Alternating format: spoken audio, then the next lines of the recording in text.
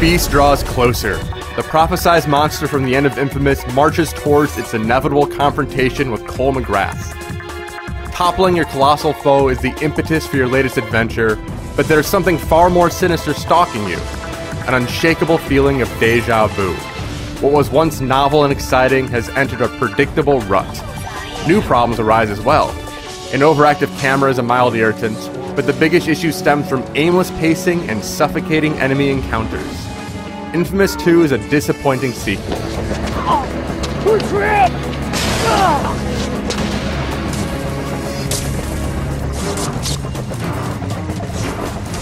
But a solid foundation ensures there are still plenty of thrilling moments. There's no denying the inherent fun in sliding along electrical wire while shooting bolts of lightning from your fingertips, and a few notable improvements, such as striking visual design and a robust mission editor, provide enticing reasons to test the waters.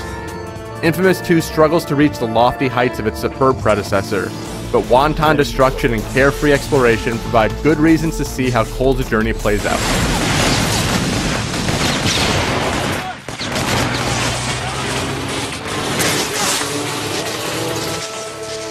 As in the original Infamous, moral choices give you a chance to play through the game as a superhero or evil mastermind. However, the implementation is flawed, which takes away the weight of your actions. Important story decisions are black and white, and without the moral gray area, there's no reason to put thought into what you're doing. Infamous 2 also does a poor job of grading your actions during the course of the game. For instance, in one mission, you have to rescue hostages from some armed thugs. If you kill everyone in the mission, the good guys and the bad guys, with a tornado attack, you somehow get credited with good karma. This type of situation persists throughout the game, which makes the whole morality thing pretty pointless. At least the gameplay is still loads of fun. Combat and movement controls are the same as they were in the previous game. Killing enemies is fast and exciting, and moving around the city is breezy fun. Cole has stickiness to his leaps, so he gets sucked toward objects. This is great if you're sprinting across rooftops and need to land on an electrical wire, though it can be aggravating in slower paced sections that require precise touch. Still, running around the city is still one of the best parts of the game. The fights aren't quite as enjoyable, thanks to questionable design decisions.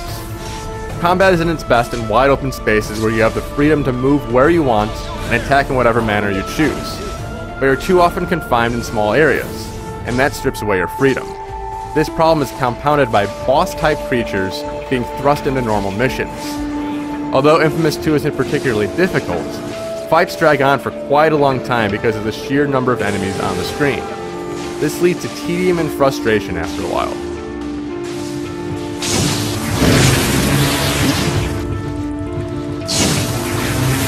One of the biggest improvements from the original is in the visual design. This is a great looking game, and each section of the city has a personality all its own. However, your view is often obscured during fights.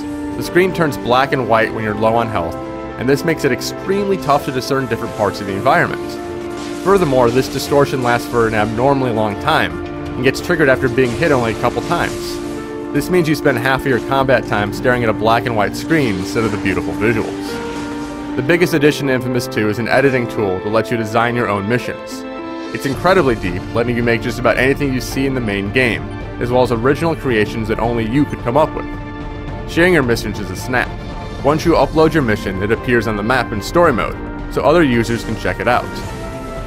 Even if you aren't a creator, this is still a great new feature because you get tons of user-made levels to take part in when you finish the story. Shining on swamp monsters, burn them to dust. What else? You do know it's a spot on thing. I do know that. If only the rest of Infamous 2 was as imaginative as the creation tools. In many ways, this follows the predictable formula for a sequel. Better visuals and more variety build on the original's foundation, and the core mechanics are still fun to mess around with. But this is ultimately a step back from its superb predecessor. The enticing pacing from Infamous is sorely missed here, and poorly balanced combat encounters strips away much of the fun of the explosive action sequences.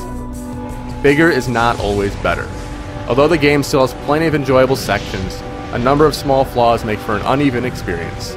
Infamous 2 proves just how difficult it is to capture lightning in a bottle.